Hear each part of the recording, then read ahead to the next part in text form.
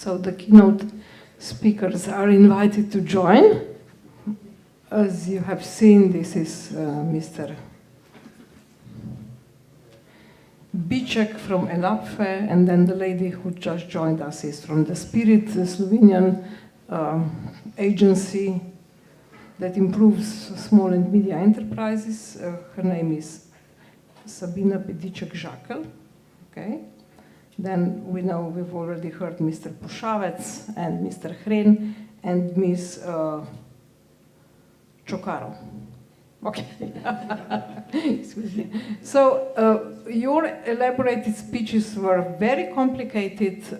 We would like now to say a little bit more in simple way. First of all, from SVRK Slovenia, Ms. Žakelj, Pediček, do you have any questions? Is there anything that you would like to ask? Yes, absolutely everything. It was very technological for me as well. At SVRK Slovenia, I am the national contact point for the EIT program. So I'm diving into the field, but definitely I wouldn't be, on this technological level, because the EIT national contact point has a different role. So as you've seen today, throughout the whole morning already, these innovation fields are very specialized. And this is one of the points that we also discovered when we were making the reform project last year, together with the European Commission, that Slovenian innovation ecosystem is very, very dispersed. It doesn't have a common point where we would have all the information at one place. And we have many gaps among national institutions, ministries and agencies, and many gaps inside, as we saw today as well. So the point that we were talking about in the morning about communication is not just the point of how to communicate the technical language that we were seeing now and to understand each other in the technical language, but also in this regard, the EIT is promoting the sectoral cooperation, so the cooperation among different sectors, which is a benefit then for the technical part of our work. But at the same time, we are working on collaboration and cooperation among institutions and among all the players that are inside of the Slovenian innovation ecosystem. So it's a complicated, field, and as we heard in the morning already, there are different specialized sectors that are, important for this. So one part is technology itself, for the innovation to be really on the top of all charts, which we are heading towards as Slovenia, because we have a lot of innovative and very disruptive, as well as we heard, projects and companies. But at the same time, there is a communication and psychological level, as we heard in the morning, which also has to be tackled in future years to cooperate better among the sectors, among the agencies, and to work together to go forward, really bringing our top-notch companies and developers on different scoreboards. So regarding all this complete information, what would you say to an entrepreneur who comes to you? He doesn't know whether he is a media entrepreneur or he should apply to the media or small business, or what should he do, or whether he is an innovator, he is maybe everything. Where is this point you would actually advise him to go? Is this SVRK or a Chamber of Commerce? Where can he get all the information or the best information?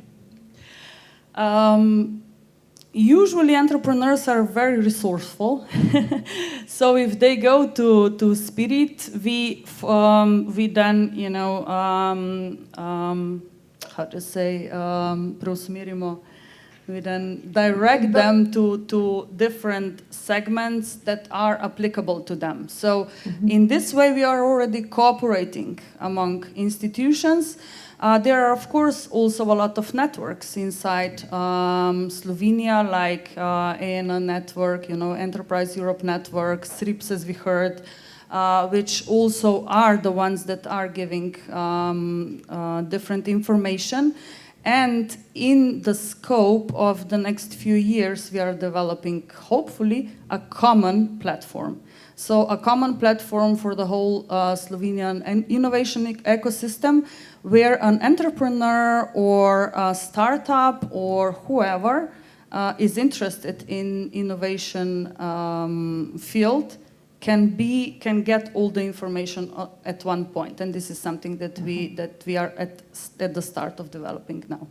So, Ms. Blanca Chocarro, we heard that budgets are high. What would you advise? We heard the number of 400 million funding and other numbers. So, who can actually apply? Because there is 30th of June date and 5th of July. Who can apply to that money? Well, it's the overall budget. So under this budget, we have many different opportunities. They are built around the 3 pillars I was previously mentioned. So depend if it's education, business creation, or innovation. But our largest support goes for our partners. So we are a community, an innovation community, and those partners can have access to our yearly call, where they can apply as a consortium, and it's very much focused on those innovation projects at TRL 6 or above. But apart from that, we have many other opportunities. So, for example, I was talking about the ETV support, that is for startups and SMEs. Those ones do not require to be our partners. It's ones that, for example, participated previously in other programs, or for leaders and supernovas. They do not need to be part of our opportunities. So it's to stay tuned on the opportunities that we have, and depend on which type of one. Any corporation or any individual from the innovation sector may have open opportunities for them at EIT manufacturing level. So, Mr. Hren, you mentioned the evaluation you made. So, what did you learn, and how much money was left untouched? Well, first of all, about evaluation process in centralized instruments. It is desirable that SMEs that apply for funding go for this centralized instrument, be it Horizon or I3 or any other else, because of the state-of-the-art evaluation. So the validation of innovation itself. Elaphe is a proof of that concept.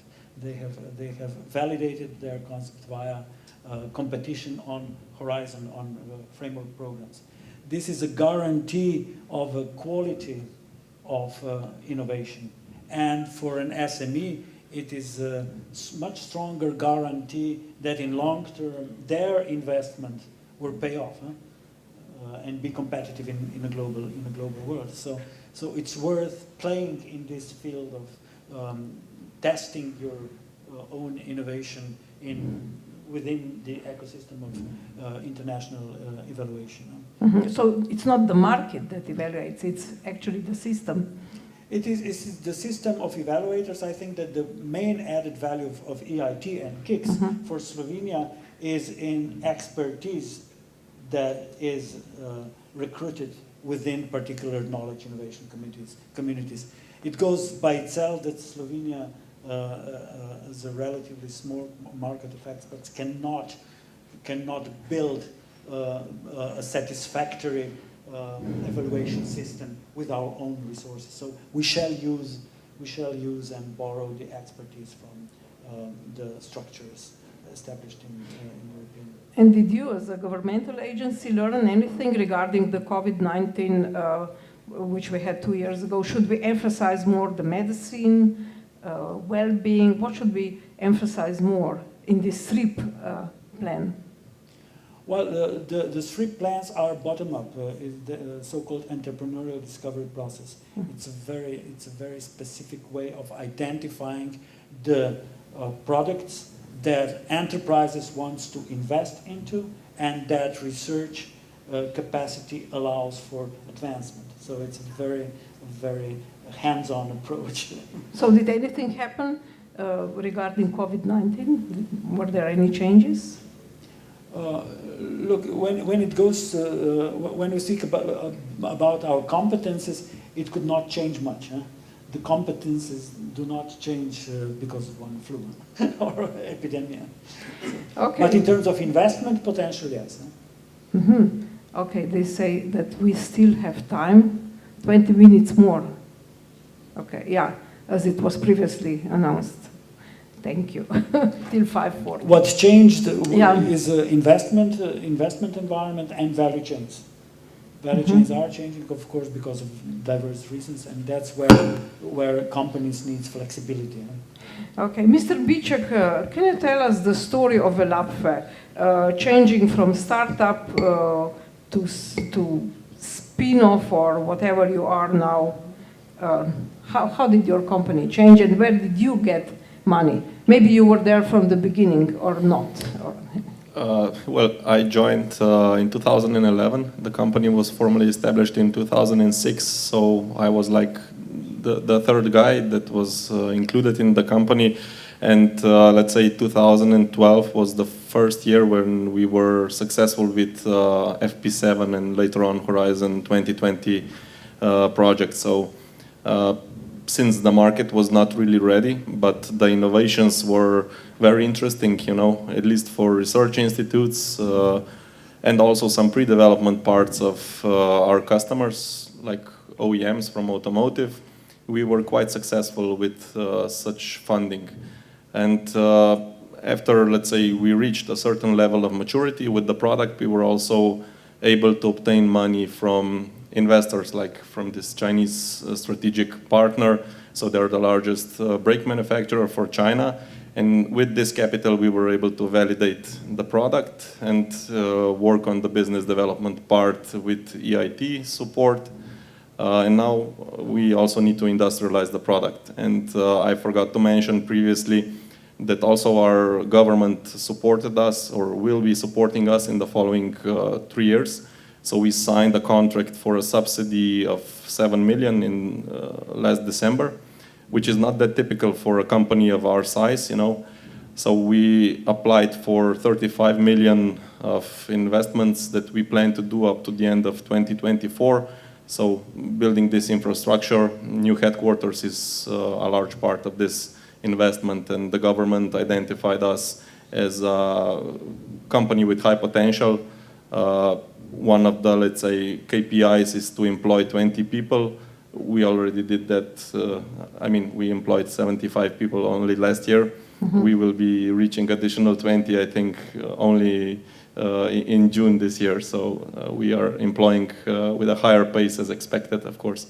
There was no system of SRIP at the time that Elaphe started. Would that help you, or would it be an obstacle? I think that well, at least the current environment for startups is quite well organized in Slovenia.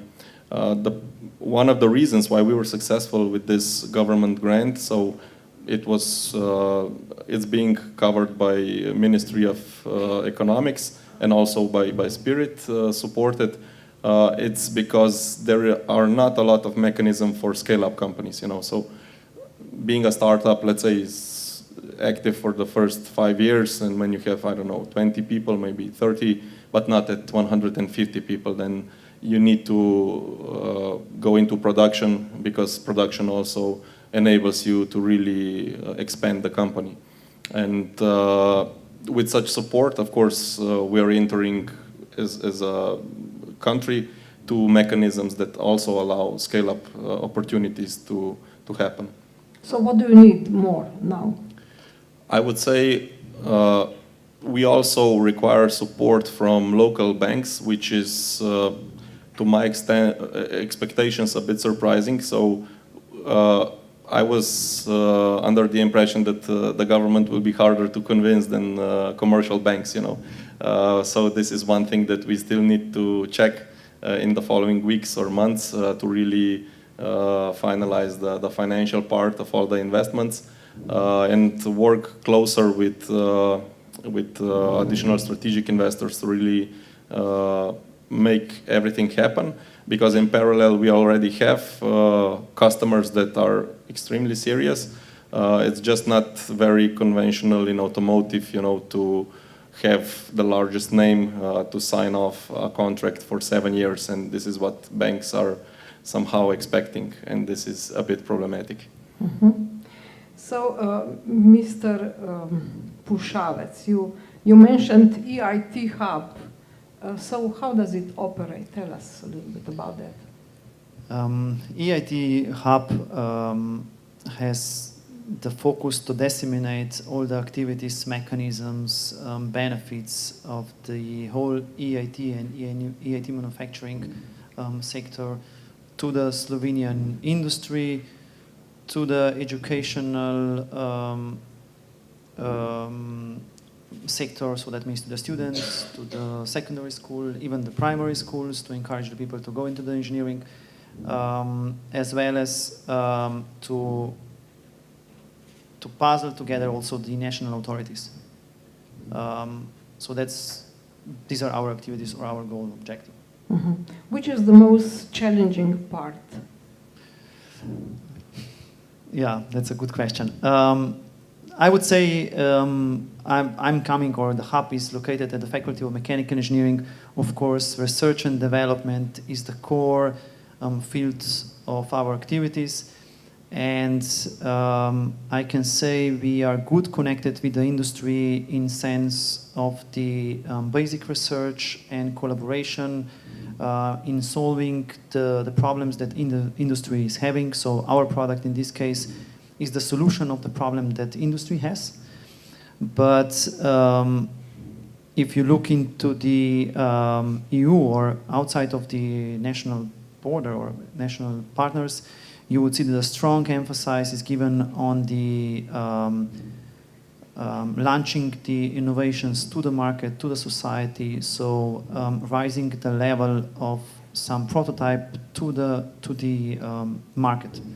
And I think the biggest challenge or the biggest difficulties that we have is to encourage people to apply to these calls let's say if I focus on the research environment, we all are good in proposing some new technologies to reach the prototype level, but going from the prototype above, it's still a challenge to convince the researchers. And in the industry, it's the other difficulty, if I can say. The research there is focusing on the calls that were for a long time there, like calls with some support. I would say not really, the KPIs are not really aligned with the society that is quickly changing. And when we are proposing the EIT mechanisms, we sometimes came to the border, obstacle. It's hard to convince or to change minds because of the history of the financing. I would say it's changing quickly, but we have to also change the way of calls, the KPIs, the strategy, if I can say, national strategy. Of course, we have smart specialization strategy, but the society is asking for technologies that are not developed yet, and it's changing really fast. And if we won't direct the industry with the calls, with the strategy in this direction, then of course it will be hard. Mr. Chocarro, how is this persuading what to research going on in other European countries? Can you make any comparison? Persuading you mean to apply to our open opportunities and so on?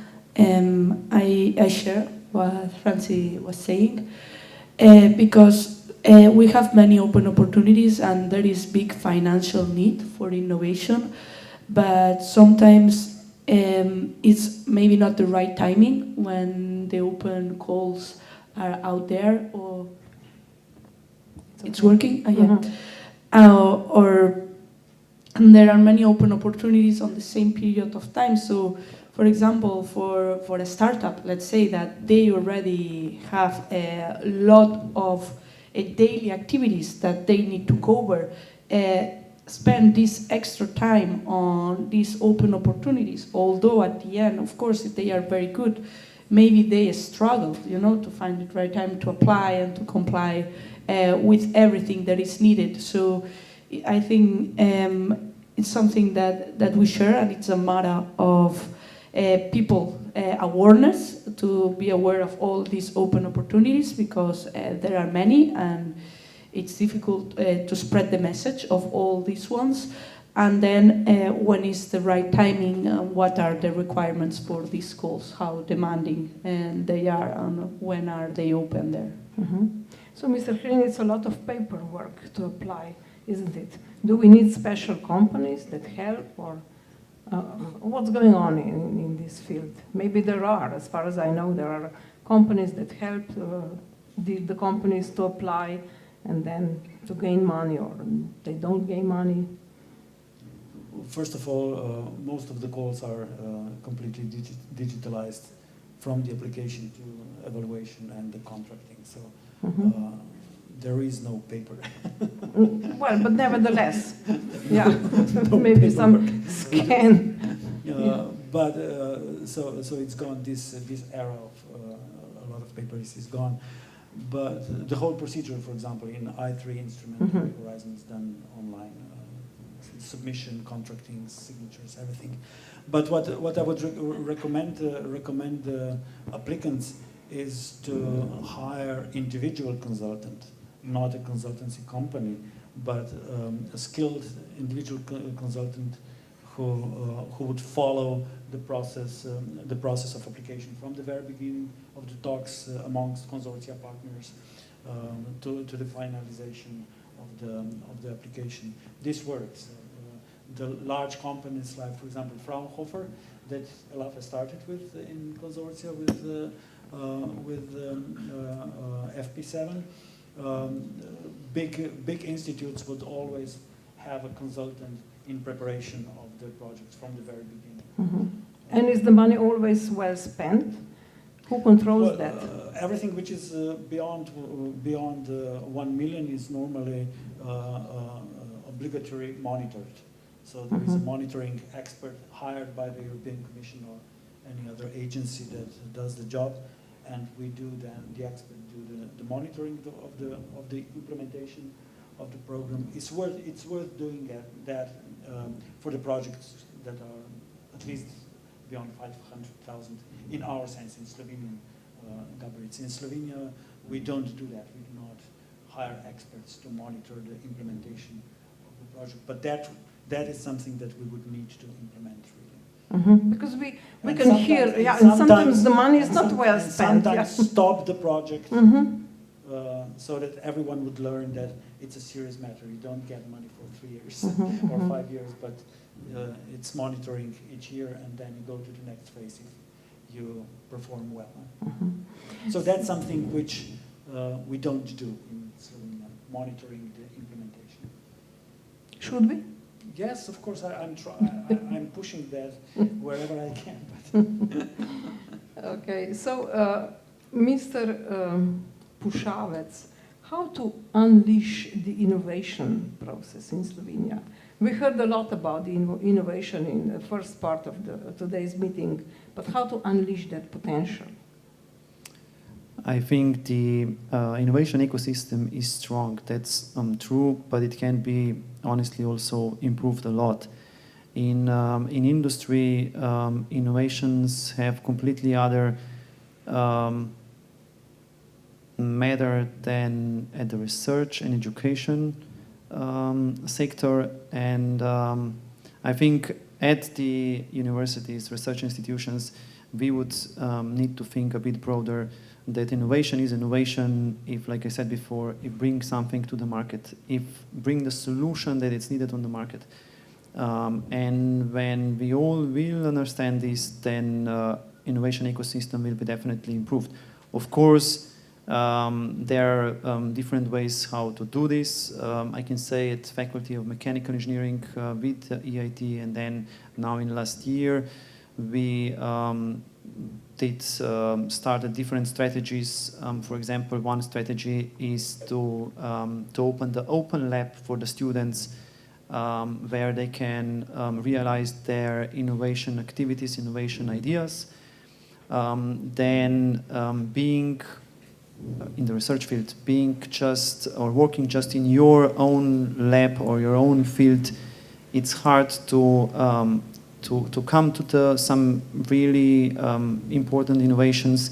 And what we did in last year is we created the platforms that are directly answering the needs in the industry or the society. So we created 4 labs among 4 platforms, research platforms among 30 labs. So it's going top down, not bottom up. And then the third strategic thing that we did was to encourage students and employees, so researchers, for the rising of the prototypes they did developed through the spin-outs. Of course, university has some regulations how to do this, but then at the faculties, this was really unclear. In the last 2 months, we now put regulations and everything. How can this be done? And we promote that this should be done. So if you develop something and it's there in the lab and nobody's letting this to grow outside of the university, because the university obligations or the nature of the work at the university is different than production and going on the market, then this is lost in invention. Yeah, in Slovenia is basically the question of who gets the money, why should he get the money or not me, and so on. These are the typical Slovenian questions. But MIT, for instance, more than 60% of money it gets from industry. So how could we really unleash the potential and develop these public-private partnerships, so-called? What do you suggest? I mean, what is the suggestion among these new proposals that you mentioned? I think if you have the invention, you should not hide it, but you should spread it. You should open it. You can protect this with the patent, and then anyway it's opened. So it's just the question how much of the energy and effort you will put into this innovation to bring it to the market. And of course, it's a lot of effort to do this, but it's doable. And in the global, I mean, MIT and similar universities, they are doing this, and we just have to follow this. And at the end, I mean, okay, it's everything about the money, but if you don't collaborate and if you want to do everything by your own, then you will be slow. Mm-hmm. And by innovation, that's critical aspect.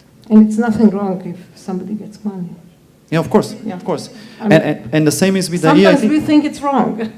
The same is with the EIT. I'm always questioning myself, what is the biggest difference between EIT calls or similars and established or long runner calls, national calls.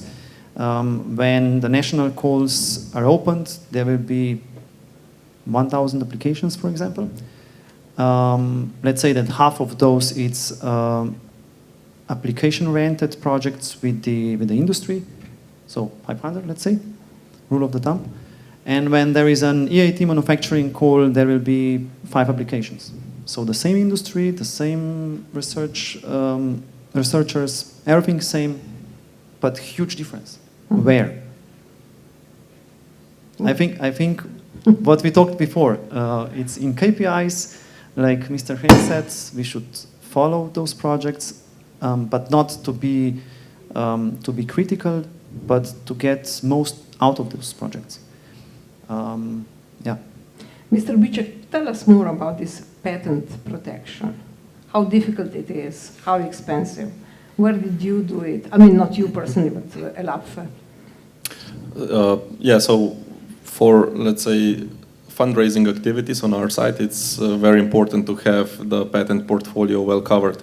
So the, let's say, initial or core know-how is a well-protected electromagnetic design, and this is, let's say, where the juice is coming from, you know.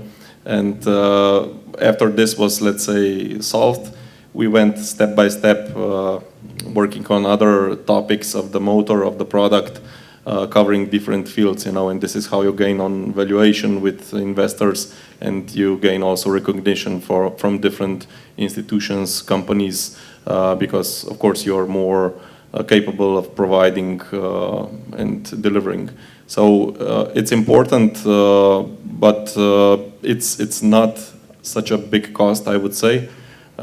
We were struggling a bit before having an engineer that is focusing only on patents, so it was somehow distributed between a few engineers in the company, but now the complete company or all of the engineers are providing ideas, and one patent engineer is writing the content and collecting the ideas and making drafts, you know, and this enables you to have much more patents on the long run. So you have patent protection worldwide, or just European, USA, China? What happens in China? We have worldwide, yeah, for the majority of them.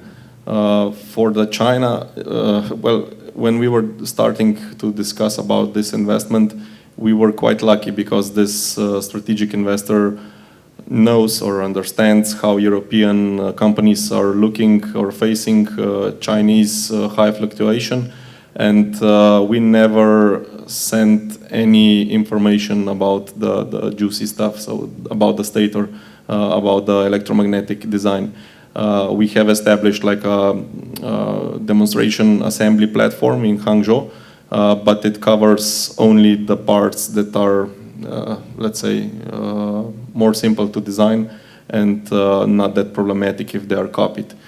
So the owners of the company, of the strategic investor, were aware about this and were completely transparent to us. So this was also a sign that they are the right investor. But they can always make a reverse engineering, so forth. They buy and then they... They can, but only for one motor model, you know. And what we are doing is that we made like 3 off-the-shelf products for, let's say, a vehicle that weighs 1 ton, 2 ton, and 3 tons, let's say, plastically. Also, the size of the rim is different. And this is only okay up to demonstration maturity, you know, so for the first vehicle. And then always the customer wants some kind of a customization. And then it's important to have the know-how in-house, you know, because you need to design bottom up. So do you have any bad experiences? We did found some very interesting solutions on the market that are looking very much like our patents. And they're coming from companies that are way, way too big to make a lawsuit on them, you know. And it's just, I mean, an internal decision to not feel, let's say, demotivated by this, but to keep pushing for new, more innovative solutions, because we are smaller, we are more flexible, and we can always be a few steps up front of large, let's say, competitors. So it's true that the big fish eats the small fish? Actually. Sometimes, yeah. Yeah. Okay. So from Spirit, we would like to know, what is your strategy? I mean, which of the companies, I mean, not just this hub we mentioned and in invention, but what are the companies and fields that you would like to invest in? Well, since I'm covering the European program as a national contact point, and I'm a deputy to EIC program, we are working on innovative projects and companies which are open to Europe. But at the same time, me personally, I'm a project officer for demo pilots, which is also covering a part of Slovenian projects. And there is a bit of a difference, I must say, between the projects that are applied in Slovenia and the projects that are applying in Europe, because as before Franci already said, it's a gap, comes in when we go in Slovenian applications towards the European applications. And this is something that strategically is definitely an option to close this gap, or at least to shorten it in the next period. But for sure, to do this, the cooperation, as I said before, among all the players is needed. And there are also, of course, as we saw today, EIT is working in sectors, as well as SRIPs are working in sectors. So there is also an obvious cooperation possible between these two. And there are different solutions for supporting the projects and companies in Slovenia to establish a stronger innovation ecosystem in Slovenia, as well as boosting the internationalization. One of the outcomes of the reform project that we did last year, which was a bit critical, but we know it's true, is, as you asked about which companies to support, is that we in Slovenia unfortunately don't have open calls, which are, for example, okay, every June we are going to support this and this segment of industry. And this is something that was recognized as a gap, and we know it, so this is something that we are also working on it.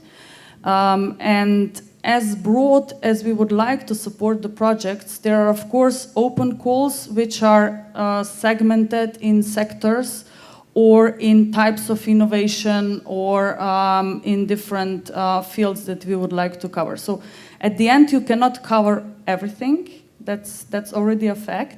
There is a selection always, but through different ways, different cooperations, different programs, we try to kind of boost Slovenian innovation ecosystem to come to a higher level. And by companies, as we heard today, this is possible and this will be possible in the future as well.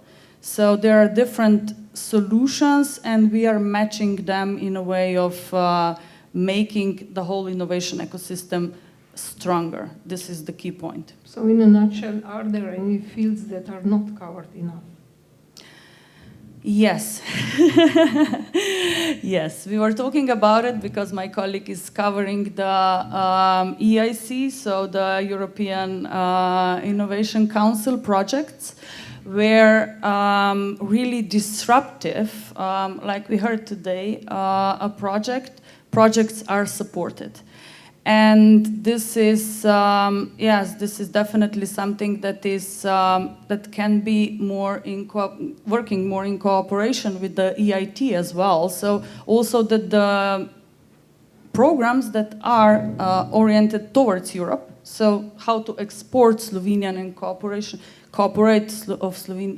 of Slovenian companies with foreign companies, this is definitely something that we can do or work more on it. And I'm sure that we are, because the team is the right team currently, so we can make some change there as well. Mr. Chocarro, regarding the energy crisis that is coming, inflation and actually war in Ukraine, are there any fields or any changes that are going to happen to this green and digital?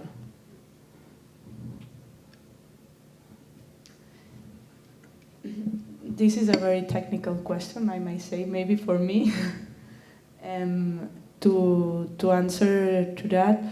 But it's true, for example, when you talk about war in Ukraine and later on how will affect the energy sector and so on, we try to adapt quickly on that and to see how can we support better these new directions. So for the work of Ukraine, what EIT, so I'm not talking about EIT manufacturing, I'm talking EIT as a whole, can do in that direction, or in the case of EIT manufacturing, for example, that I was previously mentioned in my presentation, the 4 flagships, so the 4 focus areas that we work at.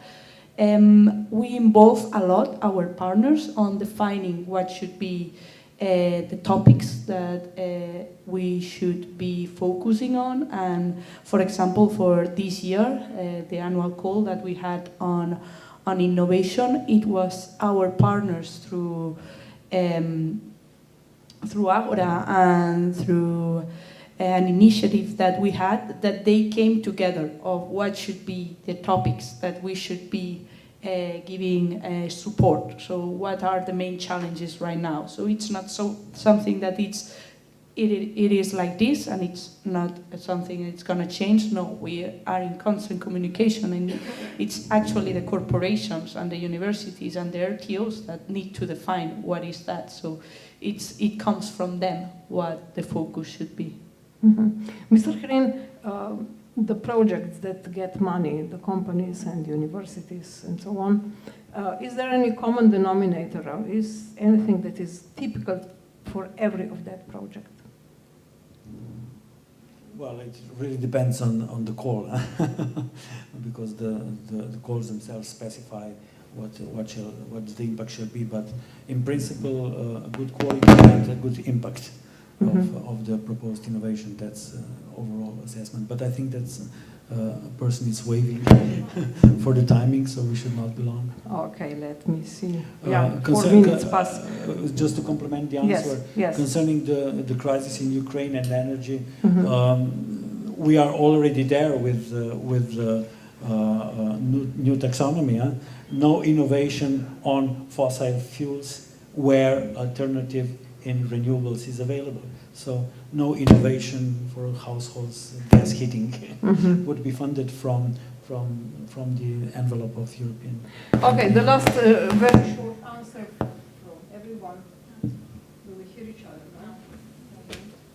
Okay, maybe now we hear each other. Okay, well, the name of the roundtable is Opportunities for Strengthening the Slovenian Innovations Ecosystem. So in a short cut, what should be changed or what should we do? Everyone.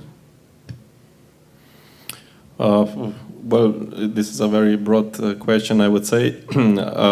For companies similar as ours, I would say a mechanism should be established, something that is universal, that also other companies can look for or use. And I think we are setting like a baseline for similar companies also in the future. And Ministry of Economics and Spirit are supporting this very much. So I think we're on a good path to have even more companies similar to Žakelj, Pediček, what should be changed? Out of the reform project that I mentioned before, there are 3 fields identified. One is risk capital should be boosted. One is the common point for the innovation ecosystem. And of course, the cooperation. Okay, Mr. Pušavec. I would answer from the side of the university and research organizations. I would say that there, beside the importance to produce, of course, good knowledge with the students and solutions for the industry, important would be that we put the stress, or we emphasize the importance of the spin-outs, even in Slovenia. I think that we are very good in our position in international value chains. That's our potential, and to keep this potential, I think we need a more robust criteria in selection process domestically.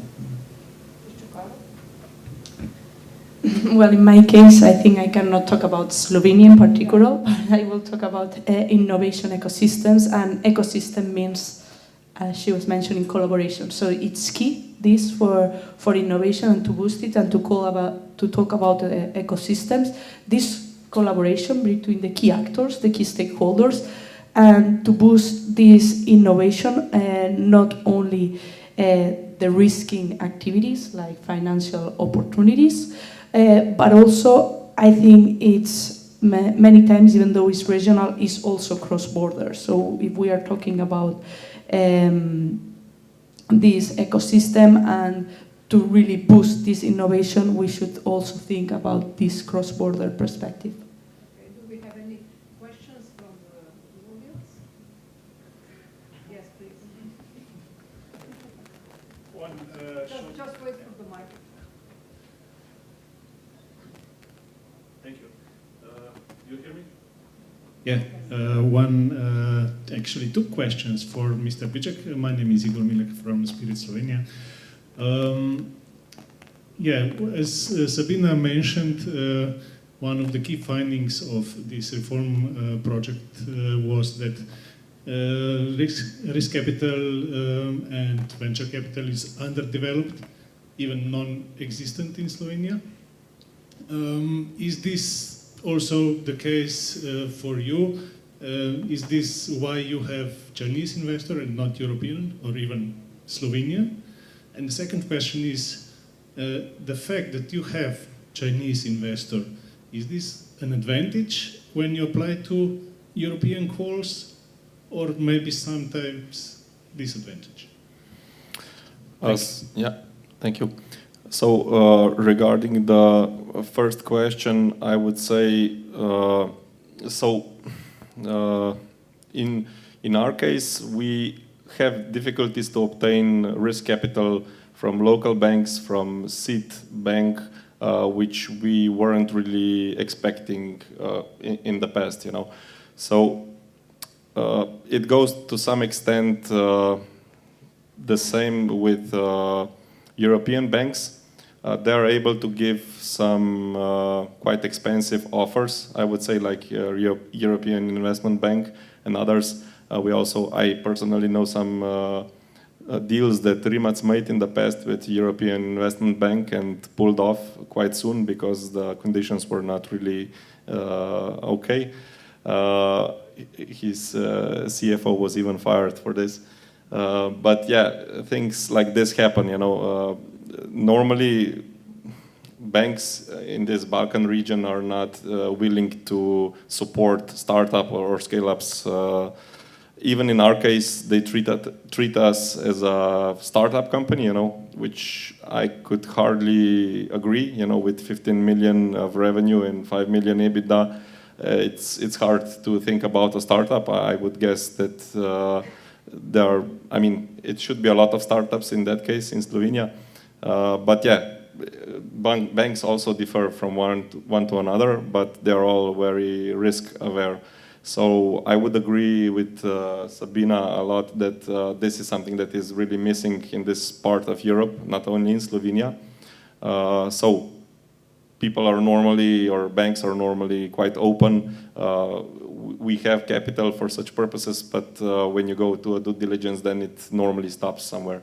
And then investors like Chinese come, or at least they did, up to, they also changed some regulations in 2018.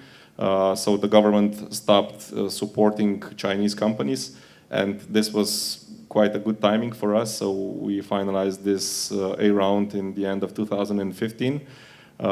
There is actually no negative impact because they leave us do our stuff completely alone. We have a joint venture company in Hangzhou which also supports us in the supply chain for several components that come from Chinese market.